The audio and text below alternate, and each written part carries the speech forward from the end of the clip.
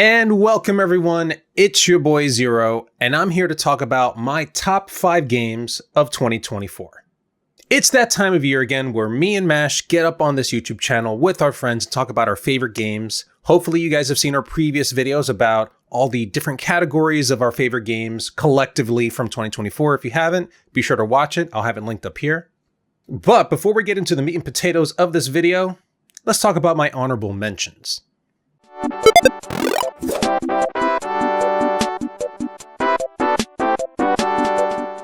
First one of these honorable mentions is going to be Elsie. Now, those of you who've been following the channel know that we love indie games on this channel, and we were actually provided a code to play Elsie early before release, and I gotta say, we loved it. It's roguelike Mega Man X-like action, all packed up into a nice little package with amazing sprite work, awesome action gameplay, roguelike elements. It had the works. Unfortunately, a lot of other games came out this year that just edged it out and it didn't make it to my top 5 list. Next up is going to be Super Marxist Twins. Now, this is a game that Mash and I saw before, especially at PAX East. We thought it was a nice little funny Mario clone, but then when we finally got to play it, it definitely was a Mario clone, but it was hilarious.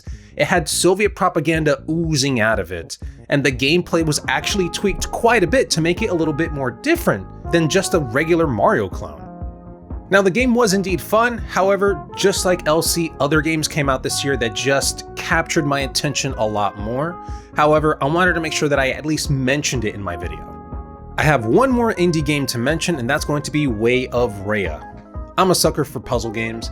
Way of Rhea took the idea of a puzzle game and made it into a sort of platformer adventure game, and I loved it.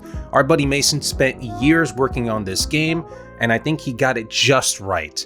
Unfortunately, however, just like I mentioned before, other games just captured my attention more, so it just didn't make the top 5. Next up is Hi-Fi Rush. Yep, I'm putting it on this list because it came out on the PS5 this year, so it counts. This game felt like a breath of fresh air. Tango Studios took the idea of a rhythm game and combined it with an action platformer and made a nice, fun package of a baby of a game, and I just had so much fun with it. The combat is twitchy and fun and engaging. The dialogue between the characters is hilarious and entertaining. Tango Studios outdid themselves, and I'm so happy that they're sticking around because I can't wait to see what they make next. Alrighty, and lastly, let's talk about the Marvel vs. Capcom Fighting Collection Arcade Classics. Alrighty, now fans of this channel already know that we love fighting games here. Marvel vs. Capcom and Marvel vs. Capcom 2, as a matter of fact, hold a very special place in my heart because when I lived out in the Dominican Republic, the arcade near me had Marvel 1, and my brother and I played countless hours and spent countless pesos playing that game. When it comes to Marvel vs. Capcom 2, it's one of those games that got me into 2D fighters, and I still play it with my family till this day. So when Capcom finally announced last year that they were releasing a collection with not just Marvel 1 and 2, but all the other Marvel and also Capcom fighters that had any sort of interactions with each other, Marvel superheroes, X-Men vs. Street Fighter, Marvel vs. Street Fighter, all those games are all included in this package. And not to mention, they also included the Punisher arcade game.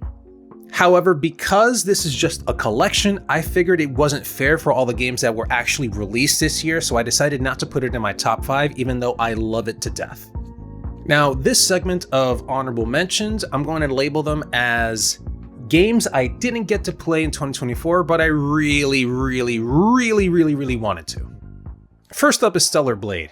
Now, this game is freaking gorgeous. Holy crap, these guys knew what they were doing when they were making this game. The gameplay looks smooth and fast-paced, the combos look fantastic to pull off, the character interactions also look pretty well done.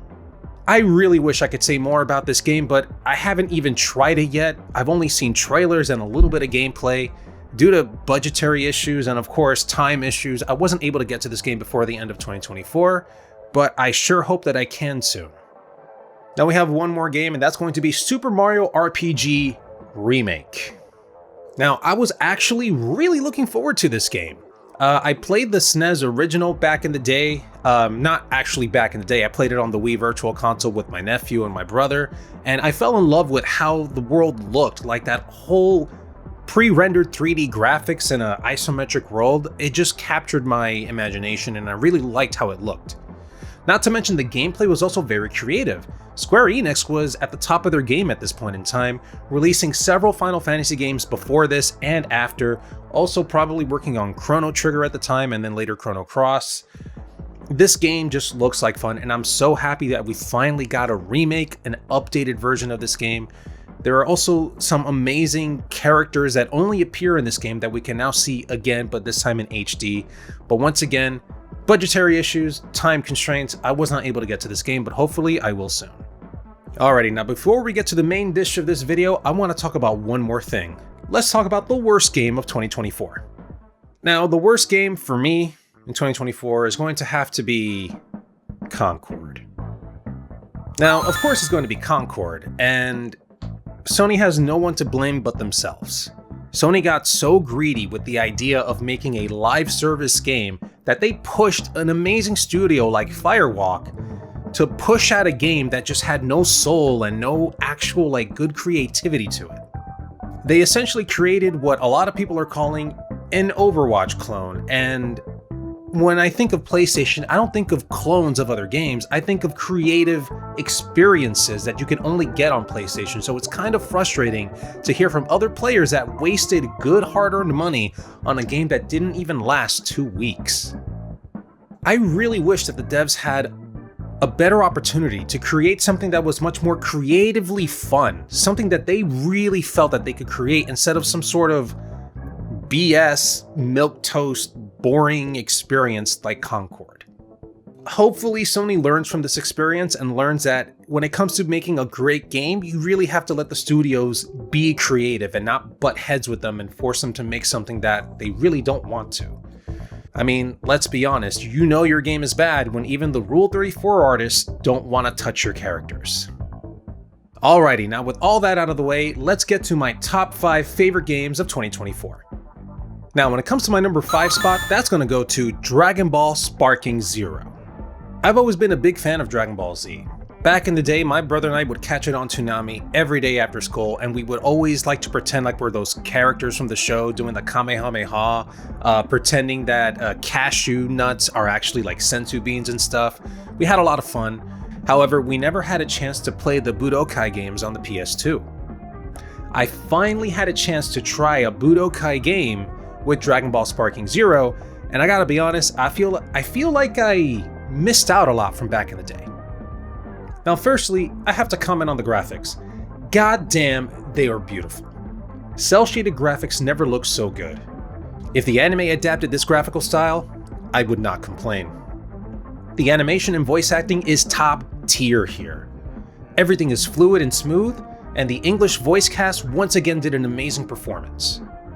The story is just a basic retelling of the Dragon Ball Z anime. However, you do get to branch the storyline into new scenarios depending on what you do in the game. For example, if Krillin dies during the Saiyan saga, Goku goes Super Saiyan against Vegeta on Earth. That's wild! I, however, was never able to pull those scenarios off because I just can't get used to the gameplay yet. Turns out having prior experience with Budokai games gives you a major advantage here. The gameplay doesn't feel as accessible to me as other fighting games do. Flying, throwing punches and kicks, energy bursts and beams, blocking, recovery, parries, reversals, transformations, special moves, etc.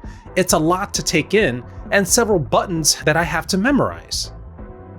I've had a tough time getting used to these controls, and I'm hoping to get better at it soon so I can experience this amazing game for what it truly is. I do wish, however, that it had a better, more beginner-friendly control type like Street Fighter VI did to allow noobs like me to at least experience the game a little bit easier. But because the devs didn't do that, Dragon Ball Sparking Zero is gonna sit at 5th place on my list. Alrighty, now we're up to number 4, and that spot's gonna go to the Plucky Squire. Now, I mentioned this at the top of the video, but we love indie games on this channel. And seeing the Plucky Squire get released and actually make a lot of people excited for it put a big smile on my face. This action-adventure game takes the idea of a kid's storybook adventure and turns it on its head. The villain of the story, who always loses, figures out that he's in a storybook and starts to forcibly change the outcome of the story by changing words and forcing the protagonist out of the storybook into the real world, essentially going from 2D to 3D. So instead of just playing an old school Zelda-like adventure game, you're also now playing a 3D platformer adventure game. This game design blew my mind. This game is so clever in the way that it allows the player to explore the 3D outer world, find new weapons or abilities, and then bring them back into the storybook. Even the storybook gameplay is very interesting because it allows you to change around the words inside the book to make changes to the environment or even the enemies. This game had me hooked with its simple art style, its creative as heck gameplay, and its overall charm. I'm so glad I got to experience this game, especially because I got to play it for free through PlayStation Plus. And I really hope that everybody else out there, and especially you guys at home, get a chance to play the Plucky Squire because it's just that good of a game. That's why the Plucky Squire gets 4th on my list. Alright, let's get to my number 3 spot on this list, and that's going to go to Helldivers 2. Now, this game was a sleeper hit for Sony. I bet you they didn't expect Helldivers to hit as hard as it did, and I'm going to be honest, I wasn't really a big fan of the first game. I played it with some friends back in the day, and I gotta be honest, at least for my taste, it was just okay. However, when I started seeing the trailers, I got really excited because I gotta be honest, this game looks like fun and just so gosh darn silly. This game with its fun, full-on misguided patriotism and fun 3D shooter gameplay had me hooked. Those trailers had me going, I must defend Super Earth. Helldivers 2 gave me something the first game didn't. A reason to blow things up. A reason to eradicate the bugs, robots, zombie thingies, etc. And every time I dive onto a planet to complete an objective, I can't help but keep yelling, "For Super Earth!" Like seriously, when you're playing Helldivers 2, you're killing Terminid bugs because Super Earth Command wants the planet they infested. Killing them only makes more of them. So we go out to kill them again, which only makes more. Why? Seriously though, why? Now let's talk about the automatons. These robots are a race of android humanoid-like creatures. They can be bloodthirsty and scary looking. Meanwhile, the automatons just want to live on their planet in peace, but Super Earth Command wants them gone. Which means non-stop war. If we just left them alone, there wouldn't be a need. But because of the misguided patriotism, no one questions it, and we just go in and mow them down. It's so stupid, but hilarious, and I can't help but love it. The devs are also really good at motivating players to complete certain missions or objectives by offering players new upgrades like vehicles, or weapons, or even frickin' mech suits. Sony wanted a live service game, and they got a live service game. I just hope Sony opens up Helldivers 2 to more players around the world by not forcing people to use PSN just to play it on PC. This game is just too much fun, and I really hope that the devs are able to continually support this game and give us years upon years of just hectic, misguided patriotism fun for everyone. And that's why this game gets 3rd place on my list. Alright, now the number 2 spot is going to go to a game that I really love, and that's going to be Astrobot. There's a reason why this game won Game of the Year at the Game Awards. Astrobot is just one of Sony's mascots. However, he's been turning a lot of heads due to his latest game. Again, Sony's sleeper hit titles keep coming out and amazing everyone. This game is a simple 3D platformer with puzzle elements thrown into it. The controls are smooth and really easy to grasp. You have a hover jump, simple punching attacks, and a supercharged spin. However, the devs were really good at changing up the gameplay by giving the player constant power-ups, new abilities, and tons of hidden treasure for you to find, including, but not limited to, bot cameos of PlayStation mascots and third-party characters heavily associated with PlayStation throughout the years. Each level has at least 1 or 2 of these cameo bots, along with a couple of normal bots for you to find and rescue. This game gave me so much to do in such a small package, and I couldn't help but smile the entire time I was playing this game. Rescuing certain Campbell bots also allows you to turn into that bot in certain levels. One of my favorites was saving Spike, the protagonist from Ape Escape, and then turning into him and basically going around and capturing monkeys just like the original PS1 game in one of the levels. This constant change in gameplay keeps the game fresh, and it's one of the major highlights for me. I also love all the customization options you get by just playing the game. The more bots you save and the more puzzle pieces you collect, the more facilities you unlock. Two of the more important facilities are the gacha machine and the changing room. Through the gacha machine, you're able to use coins which you collect throughout the game to unlock even more bots, some accessories for the rescued bots, colors for your DualSense glider, and costumes. With the changing room, you can change the color/design of your glider, or change costumes for Astrobot. I just love using the Parappa the Rapper costume with mine. I literally never took it off after putting it on. The devs have also released several free updates for Astrobot, adding more content to this already content-rich game. I totally understand why the seemingly simple game got Game of the Year. Even Reggie Fils-Aimé, former Nintendo of America president, said that Astrobot almost outdid Nintendo at its own game. And that to me says a lot. I wanted to give Astrobot my first place award for Game of the Year. However, I feel like there's another Sony associated game that kind of deserves it a little bit more. So Astrobot gets second for me. And now we're down to my number one pick for Game of the Year for 2024. Drum roll, please. My number one game for 2024 is going to be Final Fantasy VII Rebirth. Yeah, anybody who knows me already knows that I love me a good RPG, and Final Fantasy VII was just one of my favorites. I really enjoyed Final Fantasy VII Remake when it came out back in 2020. I was hooked with that game. I loved the new graphics, the new dialogue, the voice acting, and the revamped gameplay. So when Square Enix was coming out with Rebirth, I knew I had to get into it. Final Fantasy VII Rebirth is continuing the same trend that was put in place by Final Fantasy VII Remake and Intergrade. Just like Astrobot, the devs are really good at giving us a lot of things to do. The plethora of side missions in this game is ridiculous. Exploring this open world, activating research towers, creating new materia, riding around on chocobos, finding new chocobo stops, playing against NPCs in the Queen's Blood card game, finding hidden items and treasures in towns and open maps, finding sanctuaries and completing the missions for that as well. There's just so much. And that's not even the main story. The story itself has me messed up.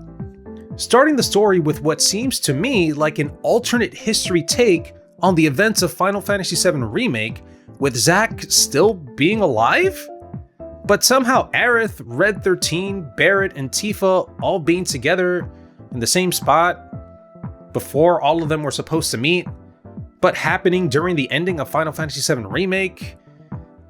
What the heck's going on? I did, however, love the part where we got to re-explore Nibelheim through Cloud's eyes, or at least what Cloud thinks he experienced. Seeing Cloud and Tifa interact with each other in Nibelheim, seeing Nibelheim in a more fleshed out 3D environment was brilliant. Also, the continuing plot of Cloud seeing flashbacks and seeing Sephiroth everywhere has me wanting to know more. And then you have the other characters you meet along the way that help you push the story forward.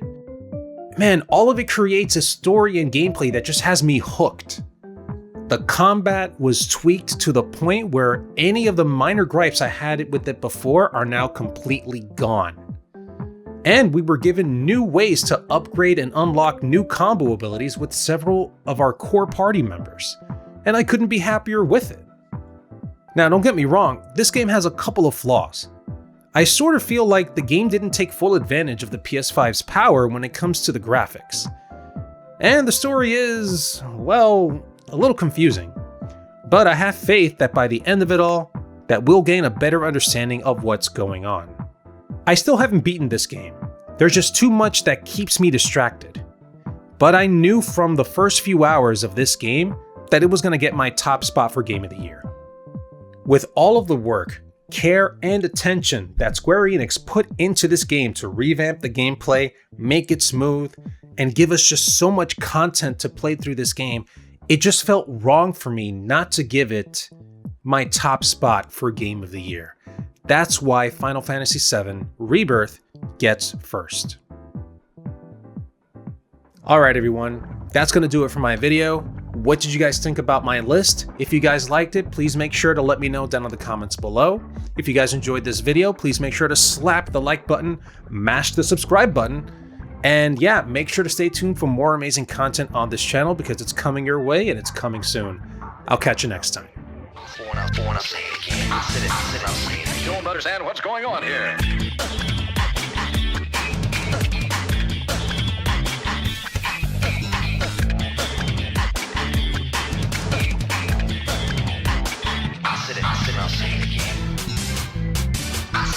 I'll say it again.